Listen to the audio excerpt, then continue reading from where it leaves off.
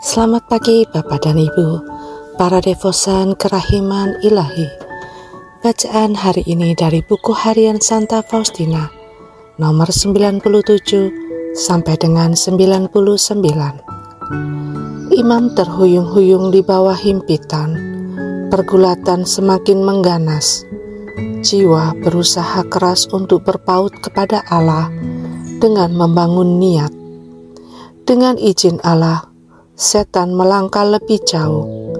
Harapan dan cintanya pun mulai diuji. Godaan-godaan ini sungguh mengerikan diam-diam. Katakan demikian. Allah menompang jiwa itu. Jiwa itu tidak sadar akan hal ini. Tetapi kalau tidak ditopang Allah, mustahil ia dapat tetap teguh. Dan Allah mengenal dengan baik seberapa banyak ia dapat mengizinkan jiwa itu dicobai. Jiwa itu dicobai agar tidak mempercayai kebenaran-kebenaran yang diwahyukan dan agar tidak jujur terhadap Bapa pengakuan. Setan berkata kepadanya, "Lihat, tidak seorang pun memahami kamu. Mengapa kamu berbicara mengenai semua ini?" Kata-kata yang mengerikan menggelegar di telinganya, dan jiwa itu merasa bahwa ia sedang mengucapkan kata-kata itu melawan Allah. Ia melihat apa yang tidak ingin ia lihat. Ia mendengar apa yang tidak ingin ia dengar. Dan sungguh mengerikan bahwa pada saat seperti ini ia tidak memiliki seorang Bapa pengakuan yang berpengalaman. Sendirian jiwa itu menanggung seluruh bebannya. Tetapi orang harus melakukan segala daya upaya untuk menemukan, kalau mungkin, seorang Bapa pengakuan yang sungguh paham karena jiwa itu dapat binasa, tertindih beban, dan berada di tebing jurang. Semua cobaan ini berat dan sulit. Allah tidak mengirimnya kepada suatu jiwa yang belum pernah merasakan kemesraan dengannya dan yang belum pernah mengecap kesukaan-kesukaan ilahi. Di samping itu, dalam hal ini Allah memiliki rencananya sendiri yang tidak dapat kita pahami. Seringkali dengan cara ini Allah mempersiapkan suatu jiwa untuk rencana-rencana dan karya-karya besarnya yang masih akan datang. Ia ingin mengujinya seperti emas murni diuji dengan api. Tetapi ini belumlah akhir dari pencobaan. Masih ada cobaan yang paling berat ketika jiwa merasa sama sekali ditinggalkan Allah. Cobaan paling berat, sama sekali ditinggalkan keputusasaan. Ketika jiwa keluar dari cobaan-cobaan sebagai pemenang, meskipun tersandung di sana-sini, ia terus berjuang dengan gigih, sambil dengan rendah hati berseru kepada Allah, "Selamatkanlah aku, sebab aku binasa." Maka ia masih akan mampu berjuang terus. Tetapi pada tahap ini, jiwa tenggelam dalam malam yang mengerikan. Yang ia lihat dalam dirinya hanya dosa. Ia merasa ketakutan. Ia melihat dirinya sama sekali ditinggalkan oleh Allah. Ia merasa dirinya menjadi sasaran kebencian Allah. Tinggal satu langkah lagi, ia akan menjadi putus asa. Jiwa itu berusaha sebaik-baiknya untuk membela diri. Ia berusaha membangkitkan kepercayaan dirinya. Tetapi semakin ia berdoa, semakin ia merasa tersiksa. Seolah-olah doa ini semakin membangkitkan murka Allah. Jiwa itu mendapati dirinya ditempatkan di puncak suatu gunung yang tinggi, persis di pinggir suatu jurang.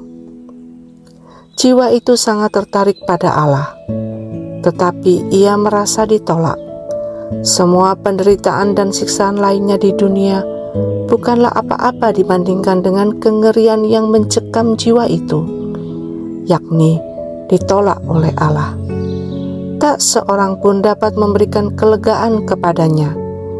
Ia mendapati dirinya sungguh-sungguh sebatang kara. Tidak ada seorang pun yang membelanya. Ia menengadah ke surga, tetapi ia yakin bahwa surga itu bukan untuknya, karena segala yang ia miliki sudah lenyap. Ia tenggelam, makin lama makin dalam, dari kegelapan ke dalam kegelapan, dan ia merasa bahwa ia telah selama-lamanya kehilangan Allah, yaitu Allah yang biasa ia cintai dengan begitu mesra. Pikiran ini merupakan suatu siksaan yang tidak dapat dilukiskan, tetapi jiwa itu tidak menyerah, dan ia berusaha mengarahkan pandangannya ke surga, tetapi sia-sia. Dan ini membuat siksaan semakin pedih. Kalau Allah ingin menahan jiwa itu dalam kegelapan yang sedemikian pekat, tak seorang pun akan mampu memberikan terang kepadanya. Ia merasa ditolak oleh Allah dengan cara yang keras dan mengerikan. Dari dalam hatinya meluncur keluh kesah yang memilukan, sehingga tak seorang imam pun akan memahaminya, kecuali kalau ia sendiri sudah pernah mengalami cobaan-cobaan seperti ini. Di tengah-tengah siksaan ini, setan menambah penderitaan jiwa itu dengan mengolok-ngoloknya. Apakah engkau akan bertahan dalam kesetiaanmu? Inilah ganjaranmu, engkau ada dalam kekuasaan kami. Tetapi setan hanya memiliki kekuasaan atas jiwa itu sebatas Allah mengizinkannya. Dan Allah tahu seberapa berat beban yang dapat kita tanggung. Apa yang telah engkau peroleh dari mati raga-ragamu? Tanya setan. Dan dari kesetiaanmu kepada peraturan? Apa gunanya semua itu? Engkau telah ditolak oleh Allah. Kata ditolak ini menjadi ibarat api yang menyambar setiap saraf sampai ke sumsum tulang. Ia menusuk tepat mengenai seluruh dirinya. Siksaan itu mencapai puncaknya. Jiwa itu tidak lagi mencari pertolongan kemanapun. Ia menjadi kecut dan tidak mampu melihat apa-apa lagi. Seolah-olah ia telah menyerah, menerima siksaan karena ditinggalkan Allah. Inilah saat yang tidak dapat aku lukiskan dengan kata-kata. Inilah sakratul maut jiwa. Ketika untuk pertama kalinya saat siksaan itu mendekat, aku direnggut darinya oleh kuasa ketaatan suci. Karena cemas akan penampilanku, suster pimpinan para novis menyuruhku pergi mengaku dosa. Tetapi Bapak pengakuan tidak memahamiku, dan aku sama sekali tidak mengalami kelegaan. Oh Yesus, berilah kami imam-imam yang berpengalaman. Ketika aku bercerita kepada imam bahwa aku mengalami siksaan neraka dalam jiwa, ia menjawab bahwa ia tidak mencemaskan jiwaku, sebab ia melihat dalam jiwaku rahmat Allah yang besar. Tetapi aku sama sekali tidak memahami hal ini, dan bahkan terang yang samar-samar pun tidak memancar dalam jiwaku. Yesus, Engkau andalanku.